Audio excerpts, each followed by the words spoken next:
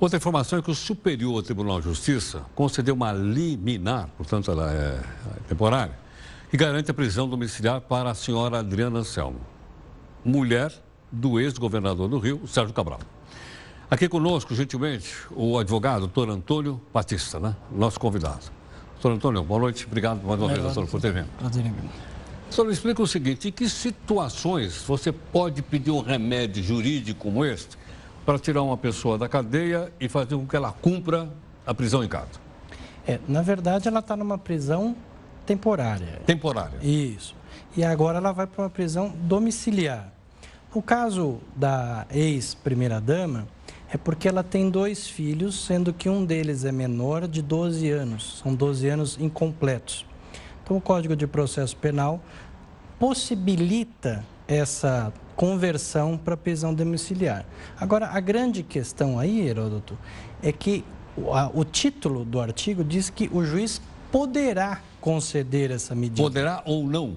É isso? Não, poderá. Poderá. Tá. Então, significa que a análise é subjetiva, não é objetiva. Entendi. Então, isso gera uma controvérsia do porquê as outras mulheres, inclusive gestantes, não são usualmente contempladas com esse dispositivo.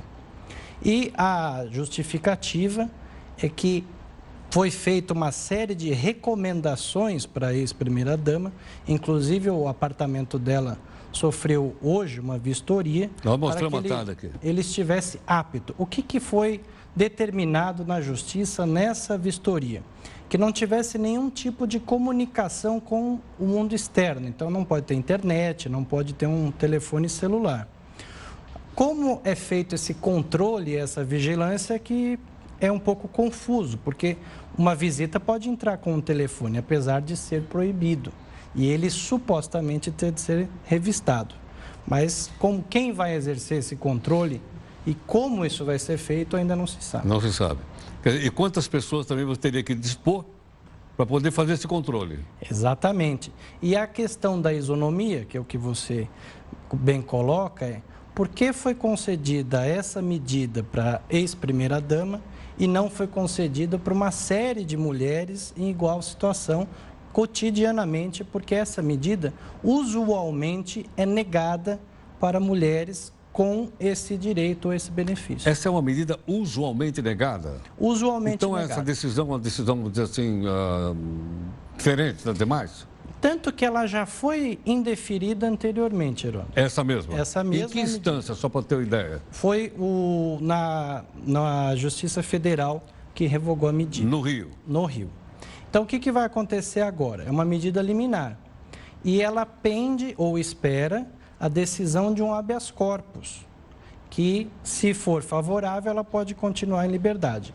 Se não for favorável, ela pode voltar ao presídio.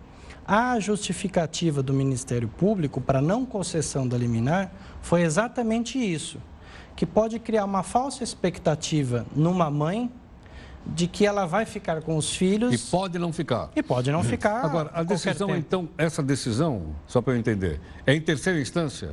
Que não. É o Superior Tribunal de Justiça que deu, é isso ou não? Exato. É terceira instância aí no caso?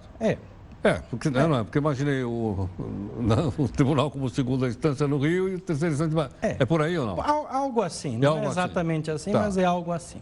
E agora cabe o julgamento do habeas corpus pelo Supremo. Quem vai julgar? É o Supremo? É o Supremo Tribunal Federal. Vai parar no Supremo? Não, já existe um pedido de habeas corpus, na verdade, Supremo. No Supremo. Já é o segundo. O primeiro pedido já foi negado. Foi negado. E agora tem o segundo, que ainda não foi julgado, foi analisado a questão da liminar pelo STJ. Entendo. Agora, então, se for negado o habeas corpus no Supremo Tribunal Federal, ela tem que voltar para a cadeia. Ela volta para a cadeia, exatamente. Mas situação... nada impede que ela ingresse novamente com uma outra liminar, desde que tenha um fato novo. Sei. E é isso que causou uma certa reação quando da concessão da liminar. Porque desde quando ela foi presa em final de novembro, começo de dezembro, para os dias correntes não aconteceu nenhuma mudança. E a grande preocupação das autoridades é que, como o crime da qual ela responde envolve lavagem de dinheiro, envolve corrupção e envolve tráfico de influência, ela pode exercer isso fora da prisão. Esse é o maior temor Agora, dos ela não pode envolvidos. também atrapalhar as provas, a coleta de provas? Então, foi um dos Eu tô motivos supondo. da concessão da liminar, porque as testemunhas tidas como principais depuseram a semana passada. Então, em tese, ela não teria como fazer uma obstrução ou comprometer algum depoimento. Entendo. Quer dizer que, então, é uma decisão, vamos dizer assim, exótica. Não é anormal. Não é Isso anormal? Não é anormal. Outras pessoas já obtiveram antes isso? Não, ela é prevista em lei. Perdão, previsto em lei. Ela é Tá. prevista em lei. Então, não foi feita uma excepcionalidade. Ok. Há uma possibilidade, mas, como eu lhe disse, não é usual essa concessão, porque a análise é subjetiva. Compreendo. A lei é clara em dizer o juiz poderá conceder, ele não é nem obrigado. Agora, para que outra mulher possa reivindicar a mesma coisa, ela teria que ter, vamos dizer assim, uma banca de advogados. Ela... Não, em tese, ela teria que cumprir os requisitos da lei. Só que, é o que eu lhe disse, a análise é subjetiva. Certo. Eu digo, Então, mas eu preciso ter uma banca de advogados que me leve até em Brasília, lá no Superior Tribunal de Justiça. Para É ela. isso. E fora isso, Herói, tem uma outra coisa importante. É a questão do clamor popular e qual é a segurança jurídica que essa medida pode causar. Então, qual é o temor que a pessoa que vai conceder o benefício pode correr para a investigação de um processo se ela ficar em semi-liberdade, porque ela está numa prisão domiciliar, significa que Ela não pode sair na rua. Isso, ela não tem liberdade de circulação. Tá. Ela pode ser autorizada a fazer pequenas coisas, por exemplo, ir num supermercado, desde que acompanhada de um agente e monitorada. Mas isso é diferente, por exemplo, de uma pessoa que tem uma tornozeleira eletrônica, que ela pode percorrer uns poucos trajetos. Entendo. Ela não pode sair de casa. Sim. Tornozeleira eletrônica, então, é só quando há progressão de pena, é isso ou não? Isso. Depois de condenado. Isso é uma coisa muito importante de se dizer.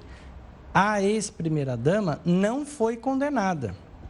Perfeito. Então, ela ainda não passou pelo processo. Perfeito. Ainda não foi apurado. Então, isso no Brasil é muito importante. Não se pode pré-julgar que ela já é culpada. Claro, sem dúvida, claro. Então, ela tem o benefício da dúvida, Sem dúvida. a presunção de inocência. Lógico. Para garantir a efetividade do processo, é que ela é retirada do convívio com a sociedade para que não macule o Mesma resultado. coisa o marido. O marido Também não foi julgado. Não foi julgado, mas ele já tem vários... Ele já foi indiciado ele já tem 6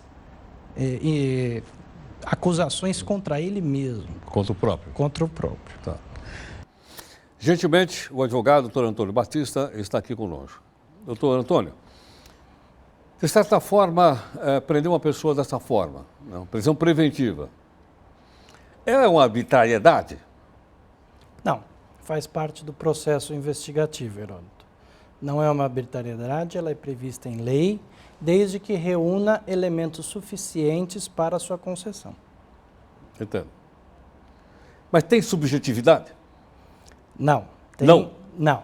Mas eu não posso supor que o cidadão vai atrapalhar as provas. Isso sim, mas desde que você tenha elementos razoáveis no inquérito. Você não pode simplesmente decidir tirar a liberdade de uma pessoa. Até porque esse pedido é feito na justiça. Você não pode simplesmente prender uma pessoa. A liberdade do ser humano é muito cara. Então, necessita ter indícios fortes de que a liberdade ou a manutenção dessa pessoa em liberdade causará um prejuízo para a investigação do processo. Ele não é uma vingança, não, né? Não, não é. Pode acontecer... Não, é bom ficar claro, porque às vezes fica parecendo que é vingança. Pode acontecer, doutor, nos casos de grande repercussão, hoje em dia eles não são mais tão usuais, como os casos de crimes dolosos contra a vida que vão a júri popular. Então aí você pede a prisão preventiva da pessoa como uma forma de protegê-la do clamor popular. Entendi. Isso também é possível. Inclusive, nesses casos, tem muitos presos que já cumpriram a progressão, já têm direito a estar num regime semiaberto e não é concedido o benefício por temor contra a segurança daquela pessoa. Entendi. Então é melhor mantê-la presa do que ela correr risco de ser vida. linchada ou coisa Perfeito. assim. Obrigado. Muito grato, viu? Obrigado. Até logo. Obrigado. Bom, Então, aí com a participação do advogado, Antônio Batista, conversando conosco, né? E explicando que essas questões bastante importantes, como eu tenho dito aqui para você, para a cidadania, para a gente saber exatamente como são as coisas. Porque às vezes a gente ouve por partes, não entende por inteiro, então a gente vai trazendo e a gente vai aprendendo juntos aqui. Em 30 segundos, nós voltamos.